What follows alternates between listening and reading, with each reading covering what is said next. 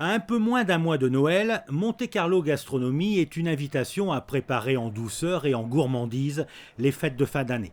Ce salon, qui fête cette année sa 20e édition et qui a été inauguré par le ministre d'État Michel Roger, rassemble 153 exposants, des artisans, des agriculteurs ou encore des revendeurs, sur 2500 mètres carrés dans un cadre raffiné et convivial. Une balade pleine de saveurs. Les visiteurs peuvent y déguster les saveurs du terroir, des spécialités des quatre coins du monde et des produits généralement réservés pour les grandes occasions, comme le caviar. On a élaboré 4 recettes. Ça part d'une recette la plus légère, moins iodée, à la recette la plus salée, la plus traditionnelle. Comme ça, chacun a le caviar pour son goût. Notre caviar qui est présenté aujourd'hui, il a été produit il y a 3 jours. Et donc notre but, c'est que le caviar arrive de la production directement chez les clients. Et comme ça, ils profitent de la fraîcheur du produit. Autre produit phare en cette fin d'année, le foie gras. Et chacun y va de sa recette. Comme ici avec ce producteur du Sud-Ouest qui a réussi un mariage insolite de 2 produits d'exception que sont le foie gras et la langouste. Notre dernière découverte, c'est tout simplement un foie gras de canard entier des Landes qui est marié avec une queue de langouste rôtie au piment d'Espelette et le tout étant truffé également. On est passionné et créateur de foie gras. Donc on trouvera chez nous beaucoup de spécialités à base de foie gras, spécialités culinaires, que ce soit aux noix de Saint-Jacques, que ce soit nous avons également un millefeuille de foie gras de canard avec du jambon sans Daniel et du parmesan. Donc nous sommes de vrais créateurs de foie gras. Le Monte Carlo Gastronomie est le salon des fins gourmets et une invitation donc au plaisir de la gourmandise. Pour les 20 ans du salon, ce glacier par exemple a créé une glace spéciale. On a décidé de présenter une glace à base de gruau de cacao. C'est présenté sous forme de verrine. Vous avez en dessous un sorbet au chocolat qui a subi une double fermentation et fleur de sel, avec au milieu un biscuit sans farine au chocolat toujours. La glace, ça marche toujours pour les fêtes de fin d'année ? Bien sûr, on travaille surtout les bûches en ce moment.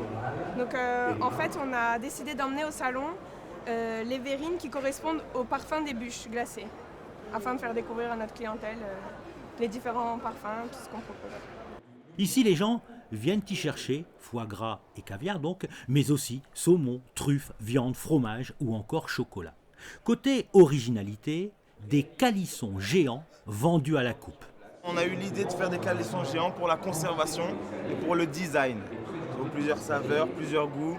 Souvent, les gens ils aiment bien choisir le parfum parce qu'on reste trop sur le traditionnel orange melon. Donc on a préféré vraiment changer les saveurs pour que les gens se fassent plaisir. Exactement. On n'a pas de colorant, ni de conservateur, ni d'arôme artificiel. C'est très important. D'ailleurs, on a plusieurs parfums, donc c'est vraiment de la vraie figue. Gingembre, on a gingembre, du vrai gingembre. Pareillement pour le Nutella, qui n'est pas très naturel, bien sûr. Fraise basilic, orange melon. Donc orange melon, nous, on s'est permis de faire des vrais zestes d'orange et du vrai melon pour vraiment, qui est vraiment le goût. Pareil pour abricot, et on a plusieurs saveurs. On a fait pour Noël, châtaigne.